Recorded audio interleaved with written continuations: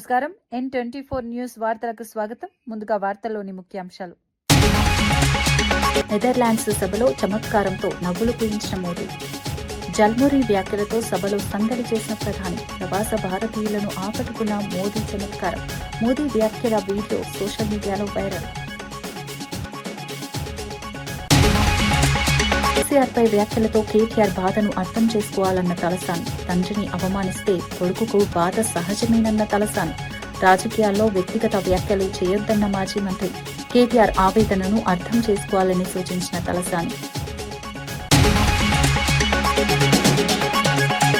విశాఖ హత్య కేసును గంటల్లోనే ఛేదించిన పోలీసులు. అద్దె వివాదమే హత్యకు కారణమన్న పోలీసుల వెల్లడి. సీసీటీవీ ఆధారాలతో నిందితుడిని పట్టుకున్న పోలీసులు. విశాఖలో సంచలనం రేపిన హత్య కేసు ఛేదన. ఎంఎంటీఎస్ రెండో దశపై కీలక ప్రకటన చేసిన కిషన్ రెడ్డి. త్వరలో రెండో దశ పనులు ప్రారంభమవుతాయన్న కేంద్ర మంత్రి. కొత్త రైలు మార్గాల అభివృద్ధిపై కీలక ప్రకటనలు. రైల్వే మౌలిక వసతులకు ప్రాధాన్యమిస్తున్న కేంద్రం.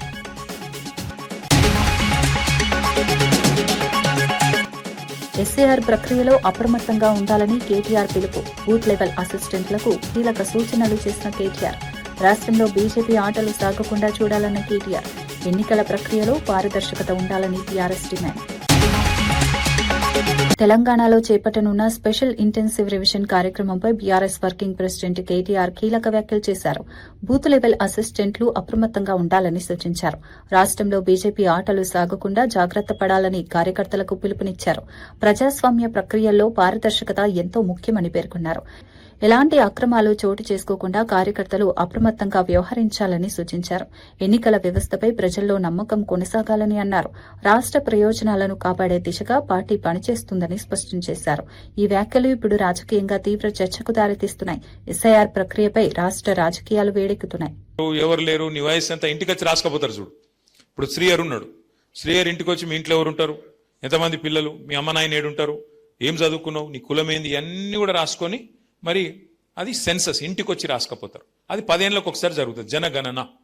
దాన్ని మీకు తెలుసు. ఇది కూడా ఏంటంటే ఎస్ఐఆర్కు మిగతా రెగ్యులర్ గా జరిగే దానికి తేడా ఏంటంటే, ఎప్పటికప్పుడు రాయించుకునే దానికి తేడా ఏంటంటే, ప్రతి సంవత్సరం ఏమో మనం కావాలంటే ఇప్పుడు నా బిడ్డకు 18 ఏళ్ళు వచ్చినాయి అనుకో, వచ్చే సంవత్సరం నేను పోయి రాయిస్తా, నా బిడ్డకు 18 ఏళ్ళు నిండాయి అని చెప్పి దగ్గరలో ఉన్న తహసీల్దార్ ఆఫీస్కో, ఆర్డీఓ ఆఫీస్కో పోయి, జిహెచ్ఎంసీ ఆఫీస్కో పోయి మనం ఒక కాగితం ఇస్తే, ఫారం నింపితే ఓటు హక్కు ఇస్తారు. అట్లా కాకుండా ఈ ఎస్ఐఆర్ ప్రత్యేకత ఏంటంటే, భారతదేశానికి స్వాతంత్రం వచ్చిన తర్వాత ఇప్పటిదాకా ఇది మొదటిసారి కాదు జరిగేది. ఇదివరకు కూడా జరిగింది. ఆఖరిసారి ఎప్పుడు జరిగిందంటే 2002లో జరిగింది. అప్పటి నుంచి ఇప్పటిదాకా 24 ఏళ్లలో మళ్ళీ జరగలే. ఎస్ఐఆర్ ప్రత్యేకత ఏంటంటే, ఎట్లయితే సెన్సస్ లో మీ ఇంటికి వచ్చి రాస్తారో, ఎస్ఐఆర్ లో కూడా గట్లే మీ ఇంటికి వచ్చి అధికారులు, మీ కుటుంబంలో ఎవరున్నారు, ఓట్లు ఉన్నాయా, పోయినాయా, ఎవరైనా చచ్చిపోయినా, ఎవరైనా కొత్తగా పుట్టినరా, 18 ఏళ్ళు నిండినాయా లేవా, నువ్వు ఉన్న ఇంటికాడనే ఉన్నావా, మారినవా, ఆ ఇదివరకు కిరాయి ఉన్న ఇంటికి వెళ్ళి ఇంకో ఇంటికి పోయినావా, కొత్త ఇల్లు కట్టుకున్నావా, వేరే కిరాయి ఇంటికి పోయినావా, ఇవన్నీ కూడా క్రోడీకరించే కార్యక్రమమే ఎస్ఐఆర్. అందుకే ఏమనుకున్నామంటే, మన పెద్దలు కేసీఆర్ గారి నాయకత్వంలో మరి మన రాష్ట్రంలో ఇటువంటి కథలు చేయనియద్దు వీళ్ళను. ఎందుకంటే ఇక్కడ బీజేపీ లేదు, మనలేదు. ఆడుంది బీజేపీ? ఈడ ఏదో ఆ పార్లమెంట్ వచ్చినప్పుడు ఏదో గాడుపు ఆగమాగం గాడుపు తప్ప, గాయగత్తర తప్ప కింద గ్రౌండ్లు ఏం లేదు. ఉత్తదే ఆ సోషల్ మీడియాలో ఎక్కువ, సొసైటీలో తక్కువ, వాళ్ళు బిల్డప్ తప్ప ఏముండదు. కానీ వాళ్ళు ఎదురు చూస్తారు, గోతికాడ నక్కలాగా ఎదురు చూస్తారు. ఏడన్నా సందు దొరకపోతుందా, ఏదన్నా దొరకపోతుందా మనకు, ఇలా మెల్లగా ఫిట్టింగ్ పెట్టి ఏదో తిరిగా సొచ్చుక రావాలి, సనత్ నగర్లో కూడా మెల్ల గుసాయించాలి అని ఒక ఆలోచనలో వాళ్ళు ఉన్నారు. దానికోసం ఏం చేస్తున్నారు, వాళ్ళ దగ్గర ఉండే అన్ని వ్యవస్థలను వాడుకునే ప్రయత్నం చేస్తున్నారు. మరి అది సాగనీయద్దు అంటే మనం ప్రతి బూత్ స్థాయిలో ఎవరైతే బిఎల్ఏస్గా ఉన్నారో మనం గట్టిగా పనిచేయాలి. విశాఖ అక్కయ్యపాలెంలో జరిగిన పిల్ల పార్వతి హత్య కేసును పోలీసులు గంటల వ్యవధిలోనే ఛేదించారు. బాధితురాలి షాపులో సెలూన్ నడుపుతున్న గన్నవరపు రాము అనే వ్యక్తిని నిందితుడిగా గుర్తించారు. 3 నెలలుగా అద్దె చెల్లించకపోవడంతో ఇద్దరి మధ్య వివాదం జరిగినట్లు పోలీసులు తెలిపారు. బాధితురాలు ఒంటరిగా ఉన్న సమయంలో గొడవ జరిగి గొంతు నిలిమి హత్య చేసినట్లు వెల్లడించారు. అనంతరం 5 తులాల బంగారు ఆభరణాలను కూడా అపహరించినట్లు తెలిపారు. సీసీటీవీ ఫుటేజీ ఆధారంగా నిందితుడిని గుర్తించి అదుపులోకి తీసుకున్నారు. కేసు ఛేదనలో క్రైమ్ పోలీసుల పాత్ర కీలకంగా మారింది. ఈ ఘటన స్థానికంగా సంచలనం సృష్టించింది. పోలీసులు మరింత దర్యాప్తు కొనసాగిస్తున్నారు.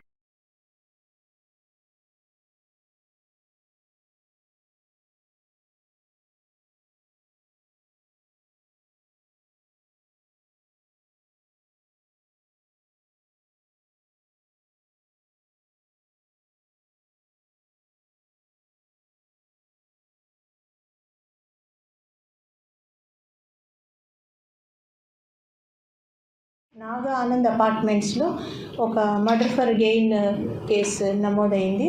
అక్కడ పిల్ల పార్వతి అనే 53 years ఓల్డ్ లేడీ మర్డర్ చేయడం జరిగింది. ఆమె ఒంటి మీద ఉన్న బంగారాన్ని కూడా తీసుకోవడం జరిగింది. అది కేసు రిజిస్టర్ చేసి ఇమీడియట్గా ఇన్వెస్టిగేషన్ స్టార్ట్ చేశాము. చేసి క్రైమ్ వింగ్ ఎక్సలెంట్గా వర్క్ చేసి ఒక 2 hours-లోనే ఎవరు చేశారు, ఈ అఫెన్స్ ఎవరు చేశారు, అట్లాగే ప్రాపర్టీని కూడా 100% రికవర్ చేయడం జరిగింది.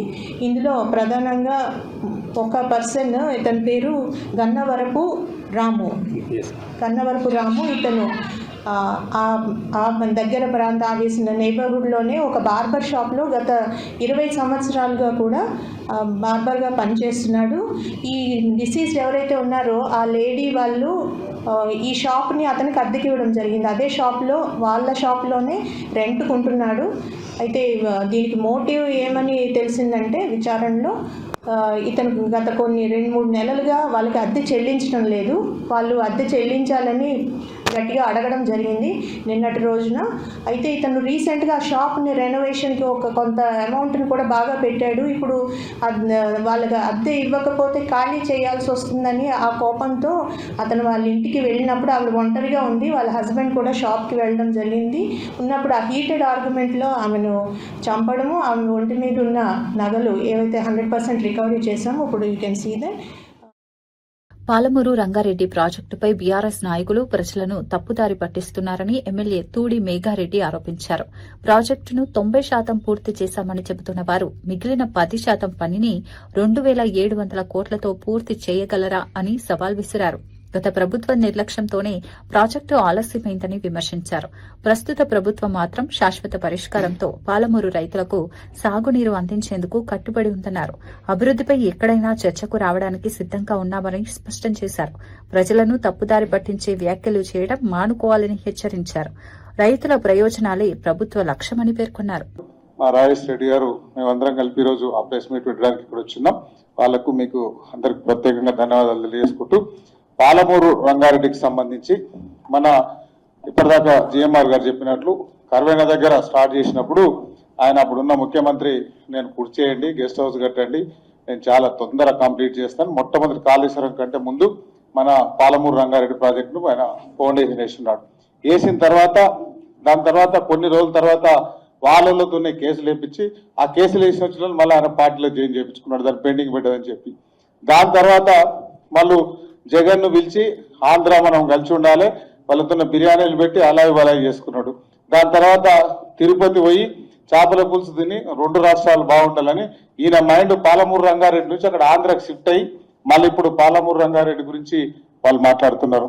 సో ఇప్పటిదాకా మా ఎమ్మెల్యేలు చెప్పినట్లు, అన్న చెప్పినట్లు వాళ్ళు చెప్పిన 33,500 కోట్లకు టెండర్స్ పిలిచున్నారు. దానిలో 27,000 కోట్లు ఖర్చు పెట్టినామని వాళ్ళే పెట్టున్నారు. సో దాన్ని 27,000 కోట్లు 33,000 కోట్లు. సో నేను చాలాసార్లు ఈ వేదికలు కూడా 2 times చెప్పినా, నేను వనపర్తిలో కూడా చెప్పినా, దాని మీద నేను బేసికలీ కాంట్రాక్టర్గా చర్చకు రామని చెప్పిన. ఏం చెప్పినా 10%, 90% మీరు కంప్లీట్ చేసింది అంటున్నారు. ఓకే, 90% మీరు కంప్లీట్ చేసి ఉంటే దానికి 10% ఎంత అవుతుంది? 2,700 కోట్లు అవుతుంది. మా ముఖ్యమంత్రి గారు మేము రిక్వెస్ట్ చేస్తామా, అడుకుంటామా, 2,700 కోట్లు మీకు తెచ్చిస్తాం. మీ కాంట్రాక్టర్లు మీరు పిలిచిన వాళ్ళే, కమిషన్లు ఇచ్చిన వాళ్ళు ఆ కాంట్రాక్టర్లే, టెండర్లు మీరే పిలిచున్నారు. 2,700 కోట్లలో పాలమూరు రంగారెడ్డి కంప్లీట్ అవుతుందా? చర్చకు రండి అని నేను చాలాసార్లు చెప్పిన. లేదులకు వస్తారా, నార్లాపూర్కి వస్తారా, ఎక్కడ వస్తారా, మేము వస్తామని చెప్పిన. అది రారు. పాలమూరు రంగారెడ్డి, పాలమూరు గురించి కావచ్చు, కేఎల్ఐ గురించి కావచ్చు, ఇంకా దేని ఇరిగేషన్ ప్రాజెక్టుల గురించి కానీ అల్లుడు ఇంజనీరు, కొడుకు ఇంజనీరు, నిన్న మొన్న మాట్లాడుతున్న వీళ్ళు ఇంజనీర్లు, వీళ్ళంతా వీళ్ళు చెప్పినట్లు కాకుండా అధికారులతో 1-2 సార్లు రివ్యూలు చేసి, మా దగ్గర కూడా చాలా సార్లు రివ్యూలు చేసి పర్మనెంట్ సొల్యూషన్ పాలమూరు గడ్డ మీద పుట్టిన మేము, మా ముఖ్యమంత్రి గారు ఆ ప్రజలకు, పాలమూరు ప్రజలకు, రైతులకు, మిగతా విద్యార్థులకు కావచ్చు, హాస్పిటల్ సైడ్ కావచ్చు, విద్యా సైడ్ కావచ్చు, అన్నిట్లలో ముందుకు పోయేదానికి ప్రయత్నం చేస్తుంటే రాబోయే రోజుల్లో పుట్టగతులు ఉండవని ఇవన్నీ అబద్ధాలు చెప్తున్నా వాళ్లకు, మాజీ మంత్రులకు మీకు దమ్ము ధైర్యం ఉంటే నేను ఢిల్లీ మీద మాట్లాడినా, పాలమూరు రంగారెడ్డి మీద మాట్లాడినా, మీరు పెట్టిన ఎక్స్పెండిచర్ మీద మాట్లాడినా, నేను పెట్టిన ఎక్స్పెండిచర్ మీద మాట్లాడినా, మేమందరం 7కి రావాలన్నా వస్తాం, 0కి రావాలన్నా, టేలెంట్కి రావాలన్నా, మీకు దమ్ముంటే ఫస్ట్ వచ్చి మాతో చర్చించాల్సిందిగా కోరుకుంటూ నిన్న మొన్న ఆ కవిత వాళ్ళ ఇంట్లోకి వెళ్ళి వచ్చి మాట్లాడి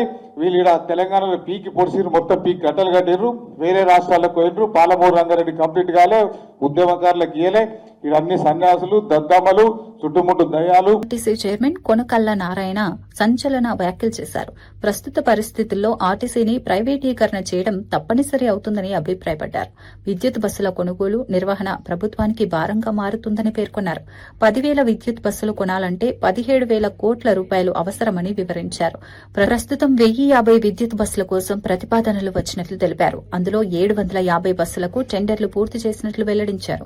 భవిష్యత్తు రవాణా అవసరాలను దృష్టిలో పెట్టుకుని నిర్ణయాలు తీసుకోవాల్సిన అవసరం ఉందన్నారు. 10,000 బస్సులు ఉన్నాయి. 10,000 బస్సుల స్థానంలో 10,000 ఎలక్ట్రిక్ బస్సులు రావాలి. మరి 10,000 ఎలక్ట్రిక్ బస్సులు రావాలి అంటే సుమారుగా 15,000 కోట్లు అవుతాయి. అంత ఆర్టీసీ దగ్గర అంత అవకాశం లేదు. ఇప్పుడు ఆర్టీసీ స్త్రీలకు ఉచిత బస్సు ప్రయాణం పెడతాం వల్ల ఆర్టీసీకి ఆర్థిక భారం పెరిగింది. మరి ఈ పరిస్థితుల్లో ప్రైవేట్ బస్సులు మనమే కొనటం అనేది ఇప్పుడు సాధ్యమయ్యే పని కాదు.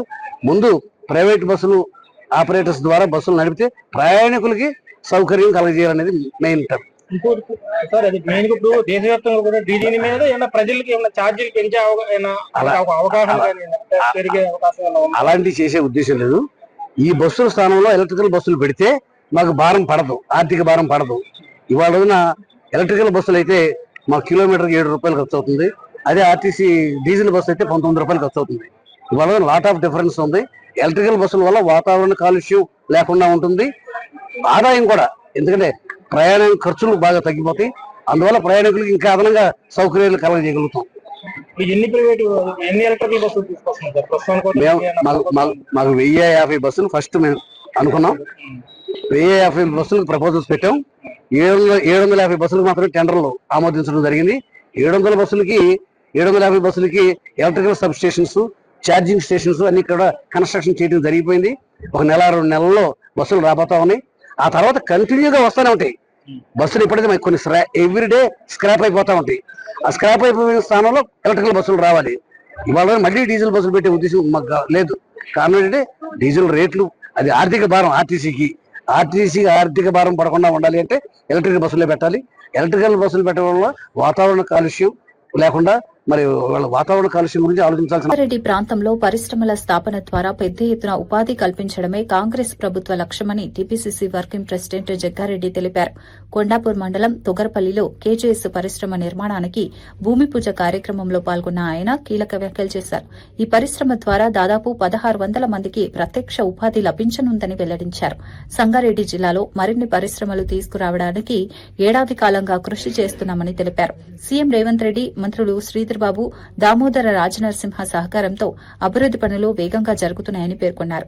స్థానిక యువతకు ఉద్యోగ అవకాశాలు కల్పించడమే ప్రభుత్వ ప్రధాన లక్ష్యమన్నారు. పరిశ్రమలతో ప్రాంతీయ అభివృద్ది వేగవంతం అవుతుందని చెప్పారు. ఈ కార్యక్రమంపై స్థానికంగా ఆసక్తి నెలకొంది. పరిశ్రమల రంగంలో ఇది కీలక అడుగుగా భావిస్తున్నారు.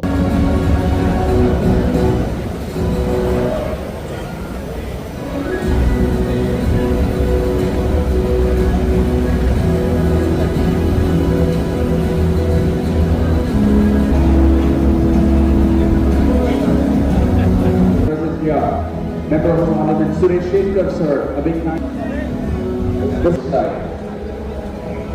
Next up, would like to thank Sanjay Gidigaru, MLA,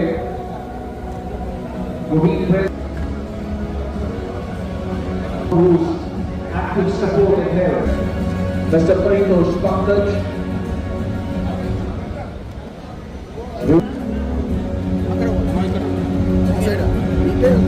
We're also like to big thank you to MLC Anjireddy Garu, Shri and Mr. Ramchandra Nayak. We would also like to thank Mr. Ashok Reddy.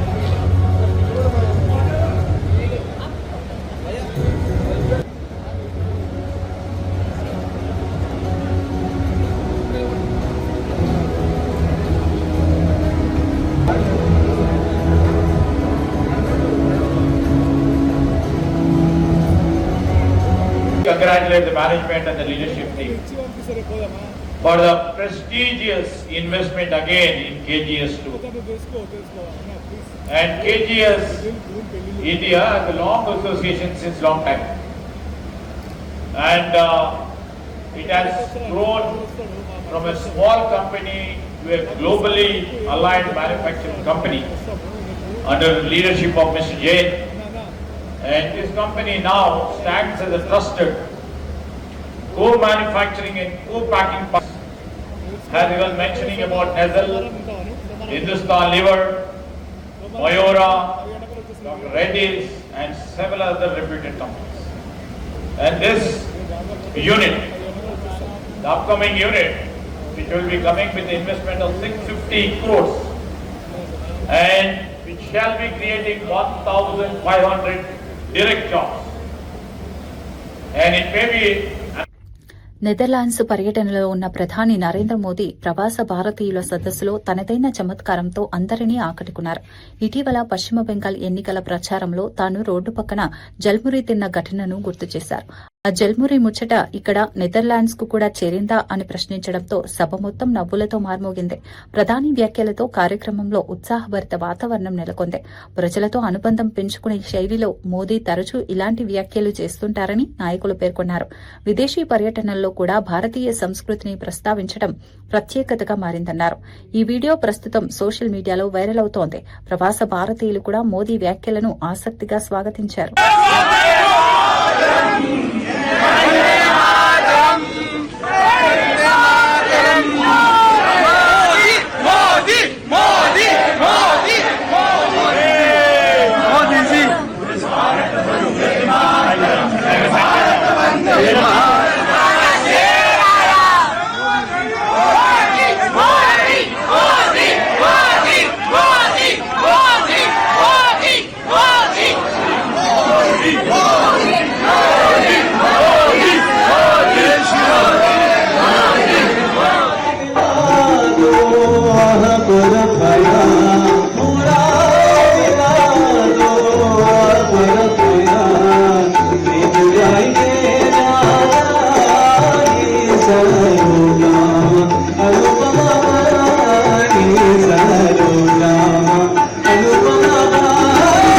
Hyderabad Uppuguda railway station ను కేంద్ర మంత్రి కిషన్ రెడ్డి సందర్శించి అభివృద్ది పనులను పరిశీలించారు.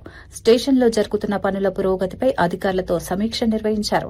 MMTS రెండో దశ పనులు త్వరలో చేపట్టనున్నట్లు ప్రకటించారు. సికింద్రాబాద్ రైల్వే స్టేషన్ ను 720 కోట్ల రూపాయలతో అభివృద్ది చేస్తున్నామని తెలిపారు. చర్లపల్లి నుంచి తిరుపతికి కొత్త రైలును ప్రారంభించనున్నట్లు వెల్లడించారు. రానున్న రోజుల్లో యాదగిరిగుట్టకు అందరూ కూడా ట్రాఫిక్ వాహనాలు ప్రమాదాలను దృష్టి పెట్టుకొని ఫ్యామిలీతో సంతోషంగా ఎంఎంటీఎస్ లో యాదగిరిగుట్టకెళ్లి దర్శనం చేసుకునే విధంగా ఆ యొక్క నిధులను కూడా మంజూరు చేశామనే విషయాన్ని ఈ సందర్భంగా నేను మనవి చేస్తా ఉన్నాను. ఈ యొక్క మన సిటీలో ఉన్నటువంటి ఈ రైల్వే స్టేషన్స్ అన్ని కూడా ఒకదాని తర్వాత ఒకటి ఇప్పటికే హైటెక్ సిటీ ఆఫీస్ కూడా ఈ రెండు పూర్తయిపోయినాయి. త్వరలోనే హైటెక్ సిటీ రైల్వే స్టేషన్ కూడా అక్కడ వచ్చేటువంటి ప్యాసింజర్స్ కు మోడీ గారి ప్రభుత్వం డెడికేట్ చేయబోతుందనే విషయాన్ని ఈ సందర్భంగా మనవి చేస్తూ ఇక్కడ ఈ రెండు స్టేషన్లు ఈరోజు చూశాము. మళ్ళీ నేను మధ్యలో యాగత్పుర కూడా వస్తాను, ఉంగానగర్ కూడా వస్తాను. నెక్స్ట్ వీక్ లో ఆ రెండు రైల్వే స్టేషన్లు పని కూడా చేస్తాము. నేను ఈ సందర్భంగా రైల్వే అధికారులను కోరుతా ఉన్నాను, వేగవంతంగా చాలా క్వాలిటీతో కూడినటువంటి పని ఇక్కడ జరగాలి. వర్క్ మరింత స్పీడ్ గా చేసి పేద మధ్యతరగతి ప్రజలు ప్రైవేటు ఆసుపత్రులకు వెళ్లి ఆర్థిక ఇబ్బందులు పడకుండా ప్రభుత్వ ఆసుపత్రుల్లోనే అన్ని రకాల వైద్య సేవలు అందించేలా చర్యలు తీసుకుంటున్నామని మంత్రి జూపల్లి కృష్ణారావు తెలిపారు. కొల్లాపూర్ ఏరియా ఆసుపత్రిని ఆకస్మికంగా తనిఖీ చేసిన ఆయన రోగులకు అందుతున్న సేవలపై సమీక్ష నిర్వహించారు. డయాలసిస్ రోగులు ఎదుర్కొంటున్న ప్రధాన సమస్యను గుర్తించి వెంటనే పరిష్కారం చూపించారు. ఆసుపత్రికి నేటి నుంచే 24 గంటల నిరంతర విద్యుత్ సరఫరా అందుబాటులోకి తీసుకొచ్చినట్లు ప్రకటించారు. వైద్య సేవల నాణ్యత పెంపుపై ప్రభుత్వం ప్రత్యేక దృష్టి పెట్టిందన్నారు. ప్రజలకు మెరుగైన ఆరోగ్య సేవలు అందించడమే లక్ష్యమని పేర్కొన్నారు. ఆరోగ్య రంగంలో మరిన్ని సదుపాయాలు కల్పిస్తామని హామీ ఇచ్చారు. డయాలిసిస్ పేషెంట్స్ అక్కడున్న 5 పడకలు ఉంటుంది. 5 ఈ యొక్క డయాలిసిస్ ఉంటే 30 మందికి రోజు డయాలిసిస్ అవుతా ఉంది. సో దానికి కరెంటు విఘాతం కలిగి ప్రతి సందర్భం ప్రతిరోజు పేషెంట్ అవస్థ పడుతుంది. అందుకని దానికి ఫ్రెష్గా కొత్తగా కరెంటు ఇబ్బంది లేకుండా 24 గంటల కరెంటు దవాఖానకు వచ్చే విధంగా ఆ కొత్త దవాఖాన సప్లై ఈరోజు ఇస్తా ఉన్నాం. సో దానికి వచ్చేటువంటి దామోదర రాజనరసింహ ఆరోగ్య శాఖ మంత్రిని తొందరలోనే పిలిచి దాన్ని ఇనాగ్రేషన్ చేసి ఏర్పాటు చేసి 100 మంది పేషెంట్లు రోజు ఉండే విధంగా అన్ని వసతులతోటి ఏర్పాటు చేస్తా ఉన్నాం. ఈ యొక్క కొల్లాపూర్ నియోజకవర్గానికి సంబంధించినటువంటి పేషెంట్ ప్రైవేట్ దవాఖానలకు పోయి లక్షల రూపాయలు ఖర్చు పెట్టుకుని అప్పుల పాలు కాకుండా ఉండడం కోసం సుదీర్ఘకాలంగా పెండింగ్ ఉండింది. గతంలో 5 సంవత్సరాల నుంచి దాన్ని పూర్తి చేయడం జరిగింది. ఏర్పాటు చేస్తా ఉన్నాం. అట్లాగే ప్రతి నిత్యం కూడా ఈ యొక్క హాస్పిటల్స్ను ఇనాగ్రేట్ చేసిన తర్వాత ఇక్కడ ఉన్న హాస్పిటల్ ఇట్లే ఉంటుంది. దీన్ని కూడా టౌన్ హాస్పిటల్ అట్లాగే ఉంటుంది. అక్కడ మళ్ళీ అదనంగా 100 పడకల హాస్పిటల్ వస్తుంది. సో దీనికి సంబంధిత మున్సిపల్ కౌన్సిలర్స్ కూడా, మున్సిపల్ చైర్మన్ కానీ వైస్ చైర్మన్ కానీ కౌన్సిలర్స్ కూడా నిత్యం కూడా హాస్పిటల్ సందర్శించాలి. నేను కూడా ప్రతి వారం కూడా ఈ హాస్పిటల్స్ ఇవన్నీ కూడా సందర్శించే కార్యక్రమం చేస్తాం. అంటే పేషెంట్స్కి ఇబ్బంది కాకుండా చేసే ఏర్పాటు చేస్తాం. అట్లాగే ఇంకా కొన్ని వసతులకు సంబంధించి 1 కోటి రూపాయలు ఈ కొత్తగా ఏదైతే 100 పడకల హాస్పిటల్ వస్తుందో అక్కడ కొంత అవసరాలు ఉన్నాయి. 1 కోటి రూపాయలు మంజూరు ఇప్పించేసి ఆ ఒక సిఎస్ఆర్ ఫండ్స్ ద్వారా కూడా తక్షణం ఇచ్చి ఏర్పాటు చేసి ఇక్కడ టౌన్కు ఇక్కడ పాత హాస్పిటల్కి వచ్చేటువంటి పేషెంట్స్ ఉంటారో అక్కడికి పోవాలంటే వాళ్ళకి ఇబ్బంది లేకుండా కరెంటు ఏమంటారు వాహనాలు, బ్యాటరీ వెహికల్స్ ఉంటాయి. ఆ బ్యాటరీ వెహికల్స్ను ఒక్కొక్క వెహికల్ 8 సీట్లు ఉండే విధంగా ఉంటుంది. అటువంటి ఒక 4-5 బండ్లు తెప్పించి పెడతాం. ఇక్కడ ఈ పేషెంట్లకు అదనపు భారం పడకుండా, ఎవరికి ఇబ్బంది కలగకుండా ఫ్రీగా ఈ హాస్పిటల్ నుంచి 100 పడకల ఆసుపత్రి వరకు వెళ్ళడానికి ఫ్రీగా ఆ యొక్క కరెంటు వాహనాలను అంటే బ్యాటరీ వెహికల్స్ను ఏర్పాటు చేసే కార్యక్రమం చేస్తాం. తొందరలోనే ఎవరు తెప్పించడం ఏర్పాటు చేస్తాం. కాబట్టి ఏ పేషెంట్ ఇబ్బంది కాకుండా పేషెంట్ ద్వారా వచ్చినటువంటి అటెండెన్స్ కూడా ఇబ్బంది కూడా అక్కడ అన్ని ఏర్పాటు చేసే. పాలమూరు రంగారెడ్డి లిఫ్ట్ ఇరిగేషన్ ప్రాజెక్టుపై బీఆర్ఎస్ నాయకులు ప్రజలను తప్పుదారి పట్టిస్తున్నారని దేవరగద్ర ఎమ్మెల్యే జి మధుసూదన్ రెడ్డి ఆరోపించారు. కాంగ్రెస్ ప్రభుత్వ హయాంలోనే ఈ ప్రాజెక్టుకు బీజం పడిందని గుర్తు చేశారు. తర్వాత బీఆర్ఎస్ ప్రభుత్వం రూపకల్పనలో మార్పులు చేసి ప్రాజెక్టును ఆలస్యం చేసిందని విమర్శించారు. 2015లో ప్రాజెక్టును ప్రారంభించి 3 ఏళ్లలో పూర్తి చేస్తామని ప్రకటించిన డీపీఆర్ను మాత్రం 2022లో సమర్పించారని తెలిపారు. సో అవన్నీ కూడా తుంగలో తొక్కేసి అపర మేధావి కేసీఆర్ గారి నాయకత్వంలో వీళ్ళు జీవో నెంబర్ 105 10/6/2015 ఒక జీవో తీసుకొచ్చారు. పాలమూరు రంగారెడ్డి లిఫ్ట్ ఇరిగేషన్ కు జూరాల సోర్స్ కరెక్ట్ కాదు, శ్రీశైలం సోర్స్ కరెక్ట్ అని చెప్పేసి ఒక జీవో తీసుకొచ్చేసి వెరీ నెక్స్ట్ డే జీవో 10 తారీఖు వచ్చింది. 11వ తారీఖు అంటే జూన్ 11, 2015 నా నియోజకవర్గం కరువేన దగ్గర ఈ పాలమూరు లిఫ్ట్ ఇరిగేషన్ కు శంకుస్థాపన చేశారు. ఆనాటి ముఖ్యమంత్రి, నిన్న మాట్లాడిన ప్రెస్ మీట్ లో మాట్లాడిన మాజీ మంత్రులు అందరూ కూడా ఆ రోజు ఆ మీటింగ్ హాజరైన విషయం మీ అందరికీ తెలుసు.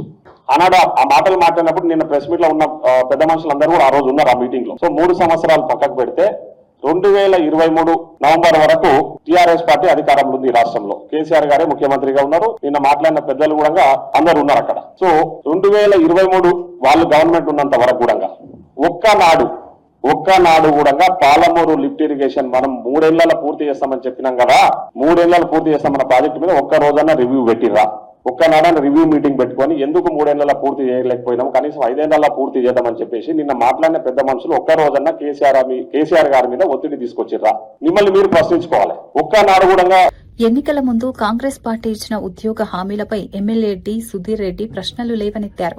అశోక్ నగర్లో నిరుద్యోగ యువతను కలిసి రాహుల్ గాంధీ ఉద్యోగ క్యాలెండర్ను విడుదల చేస్తామని హామీ ఇచ్చారని గుర్తు చేశారు. విద్యార్థులు, నిరుద్యోగులకు విద్యా భరోసా కార్డులు అందిస్తామని కూడా ప్రకటించారని తెలిపారు. తెలంగాణలో 2 లక్షల ప్రభుత్వ ఉద్యోగాలు భర్తీ చేస్తామని యూత్ డిక్లరేషన్లో చెప్పారని గుర్తు చేశారు. ఆ హామీలను నమ్మి యువత కాంగ్రెస్ కు మద్దతిచ్చిందన్నారు. అధికారంలోకి వచ్చాక ఉద్యోగాల ఊసే లేకుండా యువతను మోసం చేశారని ఆరోపించారు. ఖాళీ పోస్టులను వెంటనే భర్తీ చేయాలని డిమాండ్ చేశారు. యువత భవిష్యత్తుపై ప్రభుత్వం దృష్టి పెట్టాలని కోరారు. ఈ వ్యాఖ్యలు ఇప్పుడు రాజకీయ చర్చకు దారితీస్తున్నాయి. డ్రామా చూడండి, నిరుద్యోగులతో రాహుల్ ముచ్చట.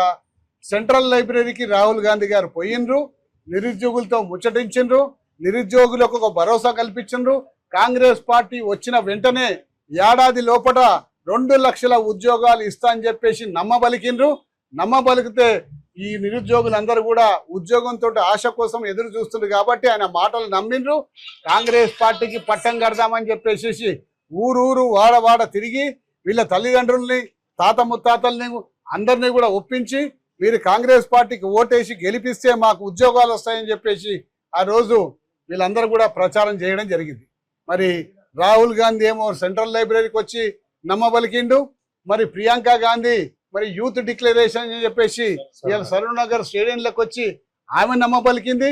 అలాగే రౌండ్ టేబుల్ సమావేశంలో మన ముఖ్యమంత్రి గారు ఈరోజు 2 లక్షల ఉద్యోగాలు ఇస్తా, ఒక్క ఉద్యోగం పీకేయండి, మీరు కేసీఆర్ గారు ఉద్యోగం పీకేస్తే 2 లక్షల ఉద్యోగం ఇస్తా అని చెప్పేసి ఆ రోజు నమ్మబలికితే ఇంతమంది పెద్దలు చెప్తుండగా అని చెప్పే ఆశతోటి ఇవాళ నిరుద్యోగులు అందరూ కూడా నిజంగా చాలా కష్టపడి అధికారంలో తీసుకొచ్చింది.